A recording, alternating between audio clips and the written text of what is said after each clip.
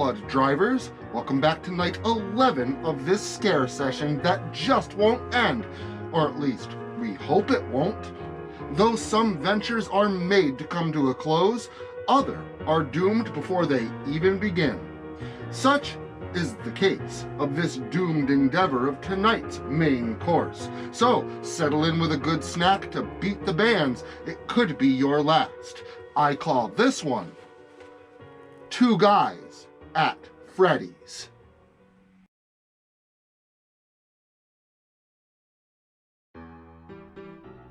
Jenoah and Giuliano were up-and-coming entrepreneurs. They had known each other in high school, grew up in the same Italian neighborhood, and even had the same goals and aspirations. The two boys both wanted to someday run their own restaurant. A pizza restaurant, in fact. And not only would both of them grow to be men in their own right, but neither lost sight of their dream. However, opening a pizza restaurant isn't exactly the easiest task. Not only did they have to purchase a location and renovate, but there would be permits and zoning to handle, not to mention payroll expenses, supplies, and everything else that would be required. Even with a bank loan, a hefty amount of capital would need to be retained, and since neither had substantially paying jobs, it took them some time to do so. But these two close friends would save every dollar they could, placing their hard-earned money into a joint fund. And although they were still a long way away from their goal, their lives would soon change after Jenoah came rushing through Giuliano's door, holding a piece of paper, talking about how they had finally done it. Giuliano asked him to elaborate, to which Jenoah quickly responded by holding up a piece of paper in his face. Giuliano began scanning over the page, and once realizing what it was, he greedily snatched the paper from his friend's hand. It was an acceptance letter from a well-known corporation outlining the compliancy details of opening a new eatery in their name, with the proprietors being Giuliano and Jenoah. Giuliano was, of course, skeptical at first, until he read further. The food could be cooked however they liked. They could run the business however they liked. There was only one stipulation: the branding. The restaurant would have to be under the corporate brand and feature its themes. He wasn't too fond of the idea, but Jenoah soon had him talked into it. At the bottom of the letter was written an awarded amount for startup costs, and the money offered, combined with what they had saved, was more than what they needed. Over the course of a couple of hours, a few drinks, and one celebration cigar, the decision was made. They were going into business under the backing of the Fazbear Corporation as Julie and Jen's Two Italians at Freddy's.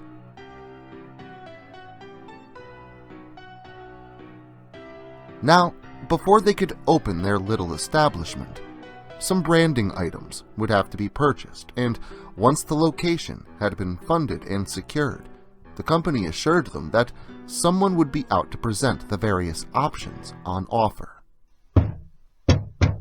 When a knock on the door came the following day, most of the interior and exterior had been completed.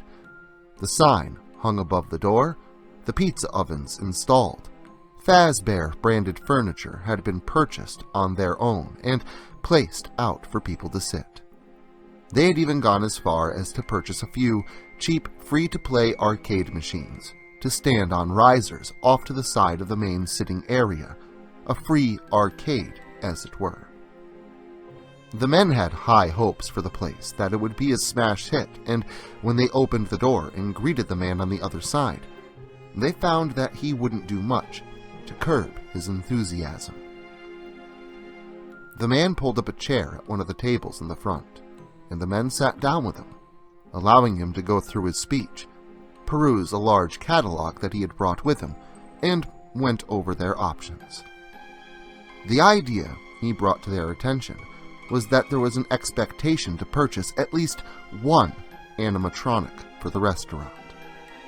Granted, it wasn't required, but it was heavily encouraged. Jenoah flipped through the pages and perused the catalog. Jesus, $3,000 for a Freddy Fazbear? $2,800 for the rest apiece? That's insane! And these are just the base models, Jenoah said with shock. Hold on a second, what about these guys? Giuliano asked, looking over Jenoah's shoulder and pointing to a few items in the bottom of the page, in smaller print and obviously meant to be looked over. What? Those? Are those even animatronics? Jenoah asked, now seeing what Giuliano was talking about. Here, let me see. Oh, those? Yes, those are technically animatronics, but they don't do much and aren't meant for customer entertainment, the green-eyed corporate ambassador said, after taking the catalog from their hands to see what they were looking at as well. Yeah, and they're less than 1/3 the price of some of these other ones, Jenoah pointed out. The man looked at them and was about to talk about the benefits of entertaining animatronics, but it was too late. We'll take these two, Jenoah said. Giuliano agreed, albeit hesitantly. Really, Jen? A mop and a bucket? Giuliano asked. Yeah, and? He replied. Their name is Trash in the Gang. Well, the whole set is anyway, but you only want the two, correct? The green-eyed man confirmed, to which the pair agreed. After some consultation about the animatronic maintenance, exchanging contact information, and signing the appropriate paperwork, the man bid them farewell before leaving the place. Although he introduced himself as Scott to both Giuliano and Jenoah, they barely even recalled it. Instead, what they couldn't get over was how absolutely brilliant the man's green eyes were.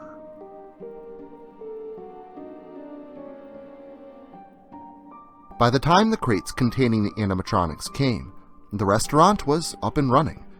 It wasn't as hopping and active as they had hoped, but they had a few customers, mostly kids that enjoyed the free video games, and their biggest surprise was to find that Julie and Jen were actually two Italian men. Because business wasn't yet booming, despite the top-notch pizzas they were producing, Jenoah and Julian anticipated the arrival of the animatronics that they had broken down and ordered, hoping they might drive more business through the door.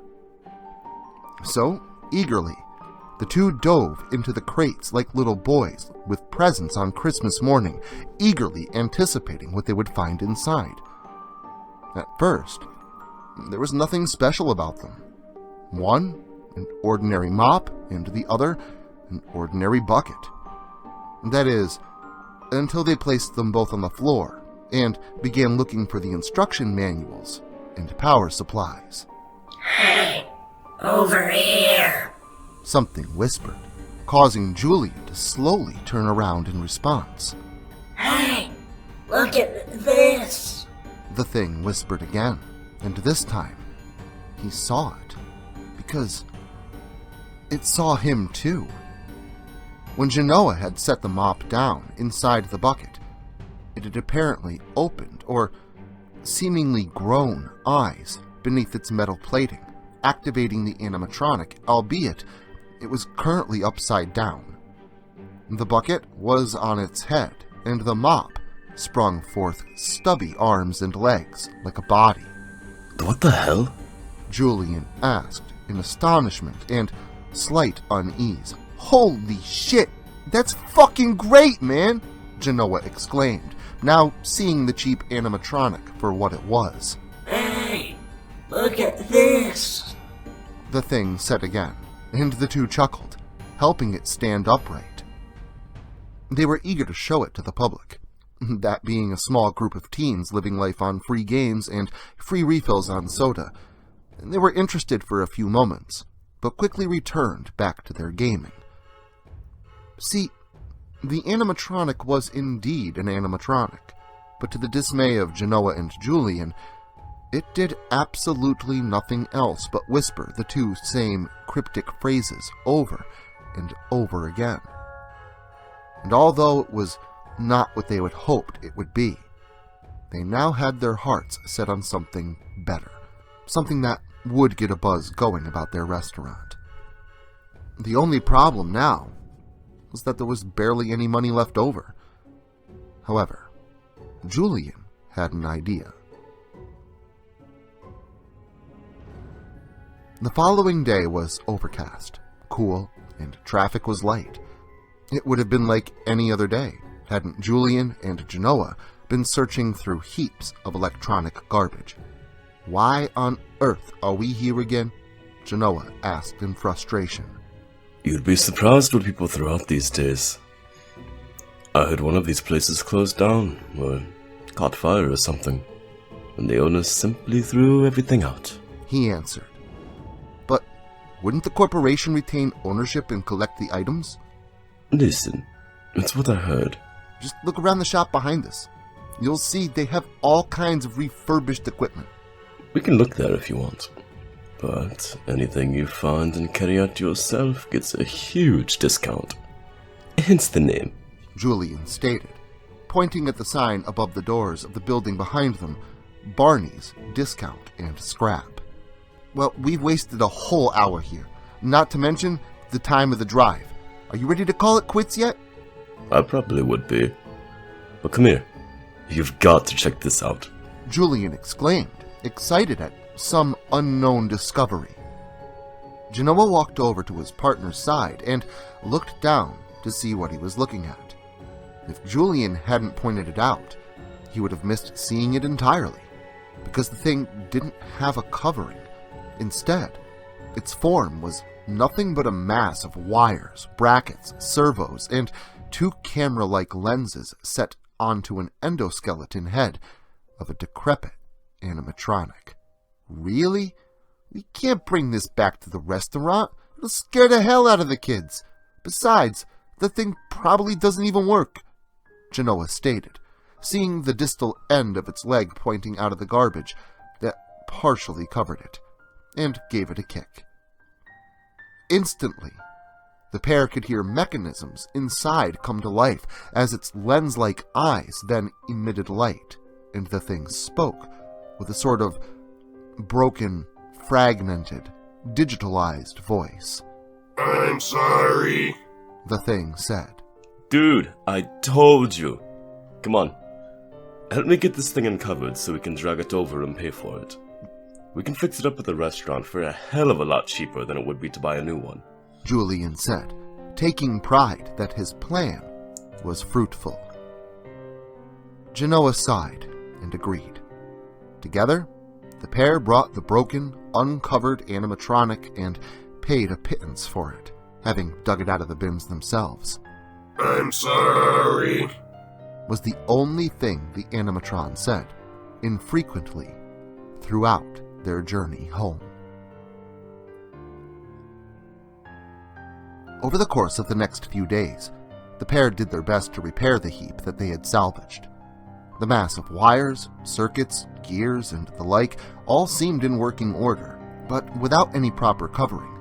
They were resigned to keeping it in the back, out of the customer's view. However, a few mornings later, still no closer to having anything new to bring to the customers, Julian carried a large bag out through the back of the building, towards the dumpsters outside.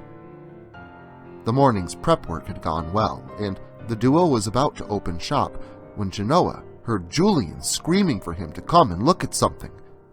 Jenoah heard him from clear across the establishment, and though he had no idea what Julian was so excited about, the energy in his voice told him it was astonishing. Once he had arrived by Julian's side, outside and behind the building, near to the dumpsters, Jenoah finally understood why Julian sounded so eager and surprised. "Where did these come from?" Jenoah asked his partner. I don't know. They were just here. I mean, they're just laying up against the dumpsters. So I mean, Someone threw them out. Finders keepers. Julian responded. If someone tossed these two in the trash, you don't think they had a reason? I mean, we won't know until we check them out. Maybe it's just cosmetic issues. They look pretty beat up. But maybe we could use them for scrap. For the heap we found at the dumps. Well, honestly, I like where your head's at. Let's get these two inside and have a look. Jenoah concluded, also excited at their newfound prospect. Julian had walked out the back to find two scrap animatronics laying side by side to the dumpster. Their outer shells were clearly tattered and even broken in places. The one that looked like a clown girl Julian instantly recognized as a Circus baby animatronic. The other, however, was a bit more of a mystery.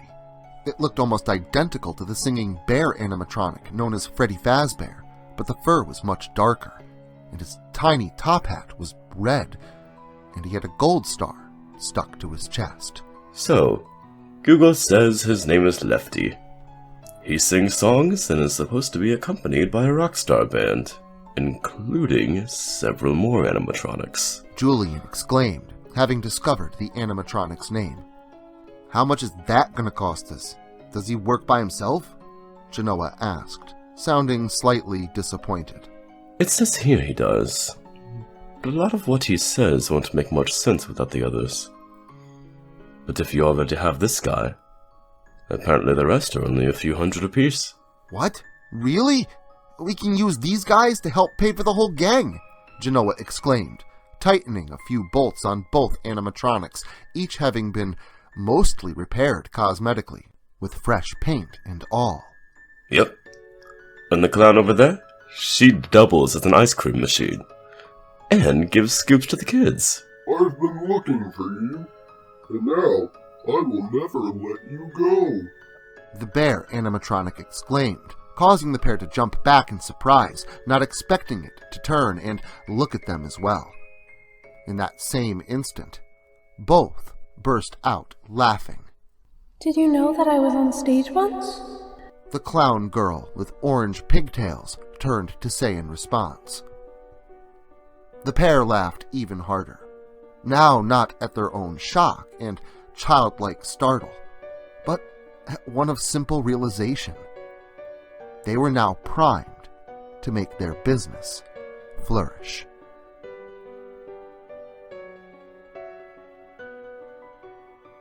The newest additions wouldn't go for repairing of the first salvaged animatronic, as each was relatively easy to repair and bring back to top working order.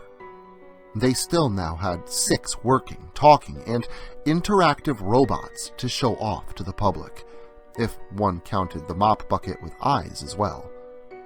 This was because business had been so good that, after only a short while, Julian and Jenoah had saved up enough capital to purchase the aforementioned rock band that was intended to accompany Lefty, which included the pirate and hook for a hand animatronic parrot atop his shoulder, Foxy, the oversized pizza-loving bird called Chica, and the guitar-playing rabbit called Bonnie. It was like everything had finally come together. Ouch, that hurts my brain, one child yelled, having eaten his ice cream too fast. Just don't hold it against us. The clown robot, Circus Baby, responded, having been the one to just serve the child's ice cream scoops and still standing over his shoulder. I'm so happy I found you. Let me make room for you. The dark gray bear animatronic, Lefty, said to the child that climbed up on the small wooden stage with it. In the far corner, more children played on several arcade machines that beeped and whistled away with digital sounds, while happy families sat nearly at each and every table, enjoying good pizza and a lively atmosphere. A few even made sure to tell the owners themselves about how much they were enjoying everything, from the food to the child-distracting festivities. It was then that an unassuming young woman stepped in through the front doors. The woman looked barely old enough to have children, but was also seemingly alone. Under normal circumstances, this would be mundane, but the fact that this place was curtailed to suit the needs of young children and teenagers gave Julian a pause when he saw her sitting alone at a table in the corner. As he approached her to take her order, curious as to why she would choose this place for a meal, though, in reality, no matter what the reason, he was happy to accept her money. However, as he approached, he could see that she wore a cold and stone-like expression, her eyes glaring and targeting, but it was not at him that she stared. In fact, Julian realized she wasn't staring at anyone, but rather the 4 animatronics singing on stage alongside a young, impressionable child. Can I take your order, miss? Julian asked as he arrived at the corner table. Yeah, I'll take a side of your ear to listen to what I have to say. The girl spoke up, catching Julian off guard. Excuse me. What did you say? Julian asked, wanting to make sure that he heard her right. He did. Listen, I know you're not going to believe me, but I have to try and talk some sense into you before it's too late. Who the hell are you? My name is Shyla, and I've dealt with these things before. Listen, there isn't much time to explain. You need to get everyone out of here. The girl began getting louder and louder as she spoke. Listen, miss. If you can't calm down, I'm going to have to ask you. Julian was cut off. No, you need to listen to me and get out of here. Everyone get out of here before it's too late. The girl yelled again, now loud enough to get the attention of nearly everyone in the place, which was her intention. You all need to leave. These things are going to kill you all. Just don't hold it against us. The clown girl said again, this time making everyone in the room chuckle to themselves. The girl became enraged and began throwing everything that was available to her on the table. Silverware, the centerpiece, everything. While Julian tried to calm her down and not let her chase off the other patrons, Jenoah called the police. They were there within minutes. No, you don't understand. They just started showing up on their own, right? Right? The girl yelled to Julian and Jenoah as the cops placed cuffs on her hands that were behind her back and started walking her off towards the exit. I'm right, aren't I? You have to get rid of them. It's your only chance. Shyla spoke this as her last words before the door closed behind her, drowning out her bombastic proclamations. That just happened. Julian turned and said to Jenoah, "Yep, at least some people stuck around. Come on, help me get this place cleaned up. My mother's coming tonight to see the place." Jenoah informed his partner. Sounds like a plan. I'll get to straightening up while you attend to the customers. Julian happily agreed, and soon both nearly forgot the incident with the police entirely, though they shouldn't have. The girl was absolutely right.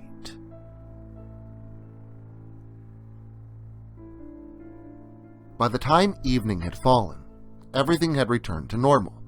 There weren't as many people in the building as earlier that afternoon, but such was the normal routine for the place. Jenoah's mother sampled her son's pizza at the table near the kitchen, while 2 adults supervised 2 children, playing with the arcade machines nearby, being supervised by their new robotic friends, Circus Baby and Chica, who was currently in her free-roaming mode. The children were a pair of siblings. The boy slightly older than his sister, and Mom and Dad just looked thankful to have a partial moment to themselves. As Jenoah smiled on, watching all his hard work come together as he had envisioned, Foxy and Bonnie also entered their free-roaming mode and left the stage, Bonnie heading toward the children, passing by the front door, and Foxy roaming his way toward the kitchen, and Jenoah himself. Though Jenoah paid little mind, that is until he spotted Bonnie stop at the front door, turn, and forcefully grab the handle and bend it in such a way around the other, and the door would not be opening anytime soon. "Hey, what the hell?" Jenoah yelled out, going to rush toward the animatronic, destroying his business, his yell catching everyone off guard, but he was stopped short. The foxy animatronic now stood in his way.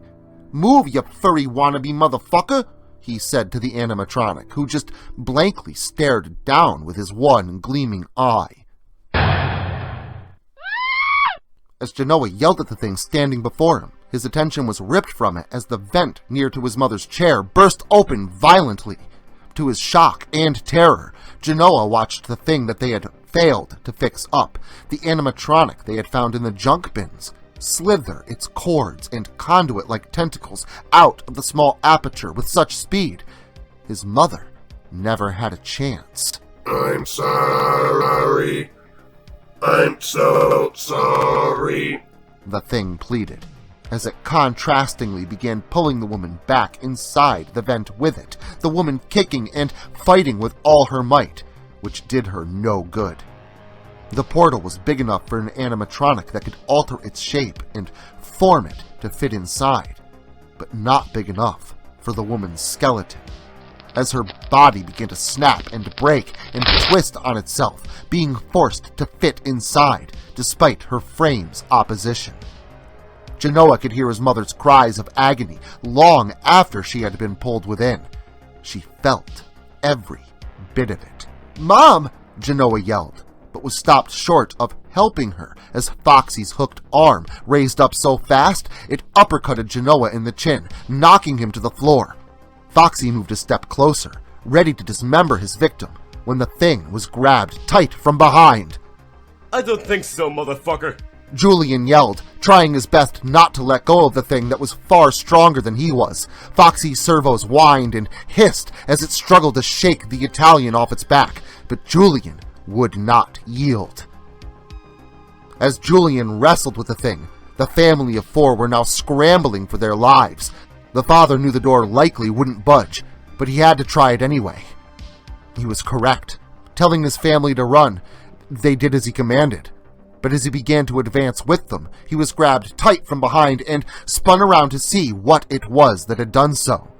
It's me, your old buddy Bonnie here. Oh wait, you're not my buddy. The blue bunny said, as it raised its metal guitar high into the air and slammed it down so hard on the man's skull. It cracked wide open, causing a geyser of blood to spray everywhere. His family would never know what happened to him. As the woman ran past the man struggling with the fox animatronic, she begged him to show her another exit. Julian told her he was a little busy, something she could obviously see, so she instinctively told her children to go and hide, and that's what they did. Julian was good at holding on, but when the fox's arms were disjointed and flipped backwards, swiping its sharp, pointed hook deep into Julian's back, he was completely unprepared. The animatronic pulled with all its robotic might to return its arm to its natural position, tearing the man's body nearly in half in the process, the parrot on his shoulder shrieking while spinning its head in circles wildly. The woman screamed and fled in the direction of the kitchen. The fox, however, returned its attention to the floor, to where Jenoah had once been, and found him gone. The mother had just entered the kitchen door, but had no time to scan the perimeter. She too was grabbed from behind and pulled just outside the aperture, but instead of being spun around to see whatever it was that had gripped her in its mechanical clasp, she was bent over backwards to stare up at the upside-down face of a shiny, yellow bird animatronic, a large grin in its beak, and a piece of cloth tied around its neck like a napkin. Let's eat. The animatronic exclaimed, raising a slice of pizza over the woman's head, waiting for her to shout before slamming it forcefully into her mouth.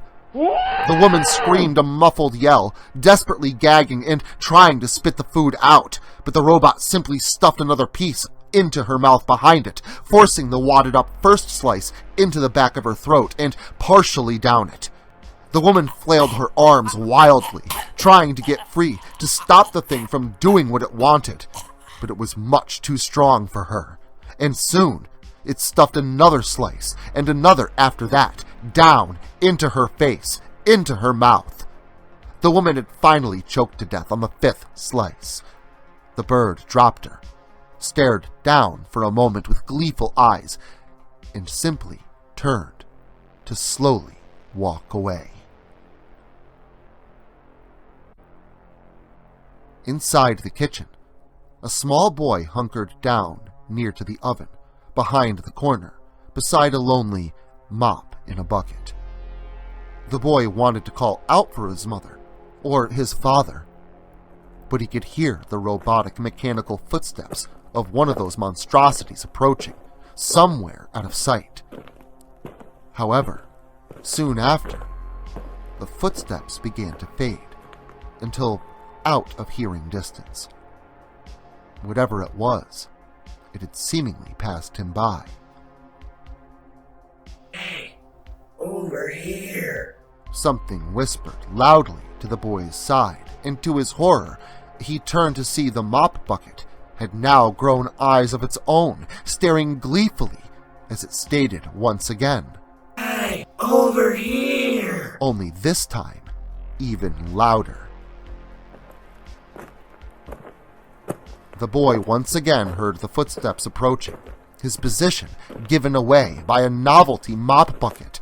Slowly, he got up and turned that small corner, only to be greeted by the horrifying sight of Lefty jumping out of the darkness at him. The boy screamed a terrified yell, but his fate was already sealed. The bear animatronic simply picked up the child, opened the oven, and shoved him inside. The boy beat his small fists against the glass and the door, but it was no use. The animatronic had propped its form up against the door and turned the oven to high heat. The boy's yells were mostly muffled. His pleas for release, for his parents' help, were nearly undetectable. That is, until the heat had risen enough to start melting and bubbling his skin. The boy's screams turned into shrieks, and soon a high-pitched squeal that tapered off into a nearly indiscernible murmur. And then, nothing. The small girl, hiding inside a janitor's closet down the hall, slowly crept from place, having not heard anything in quite a long while. Slowly, she made her way through the now dark hall and toward the kitchen, much of the place's power either off or flickering with half light. It was in that flickering light that she saw it, laying just outside the kitchen door.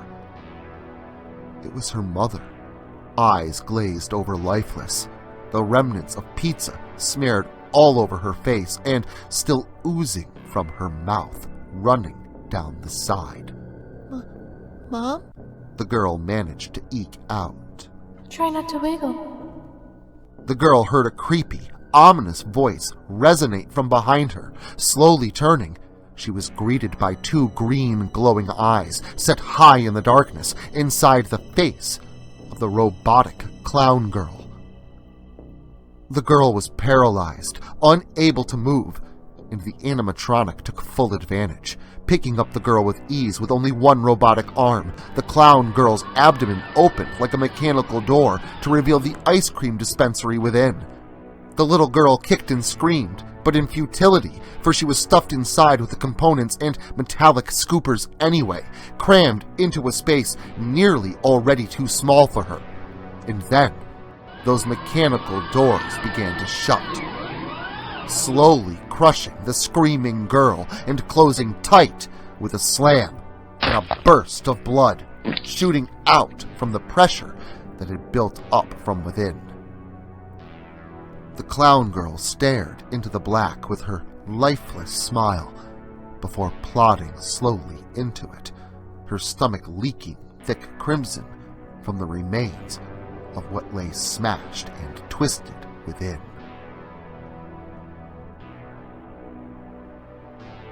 Meanwhile, back in the office, on the opposite end of the back exterior from the kitchen, there was a panicking and shaking Jenoah, spreading gasoline about the walls and floor, doing his best not to get it on his clothes.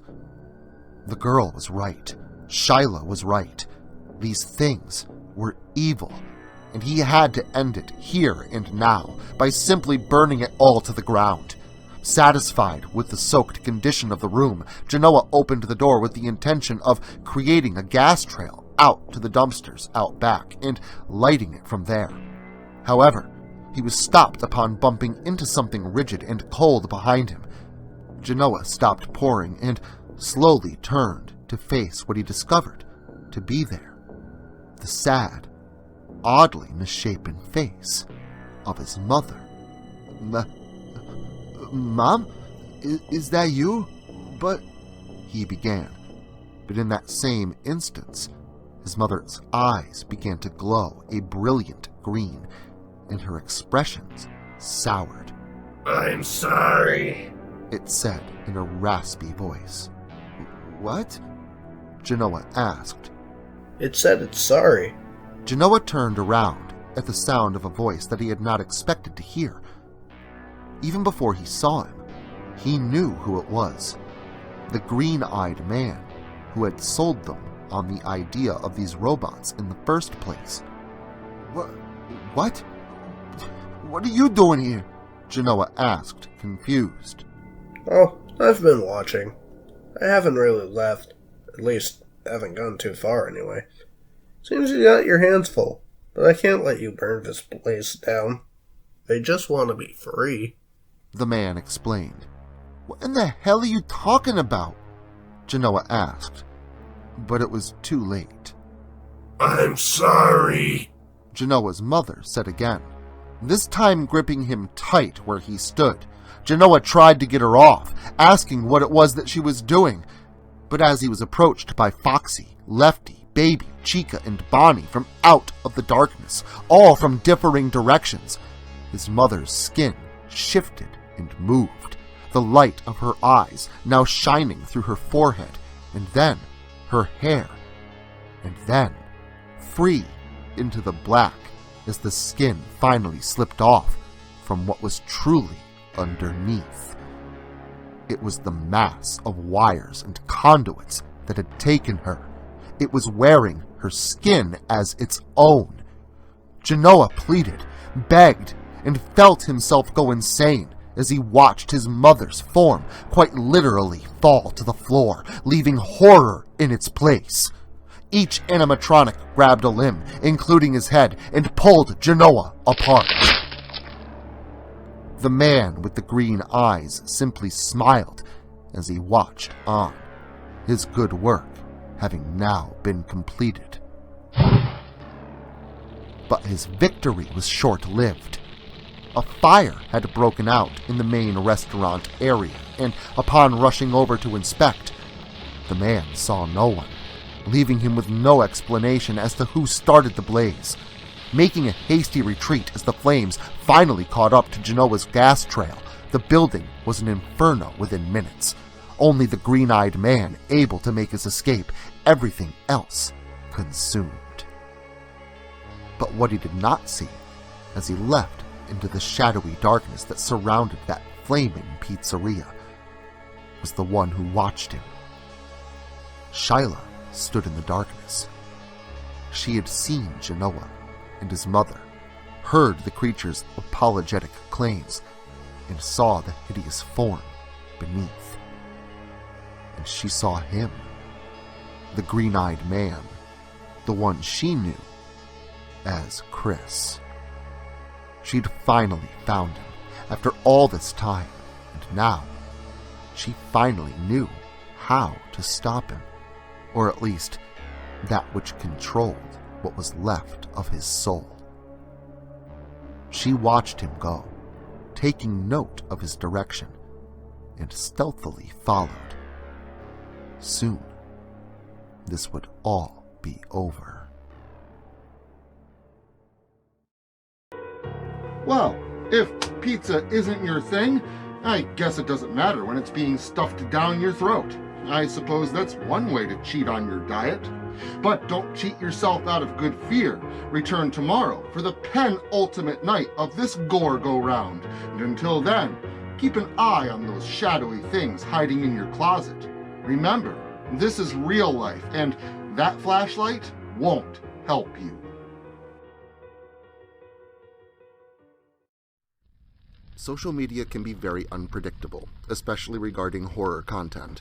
If this content gets removed, all new content will be simultaneously presented on various websites provided in the description to this video.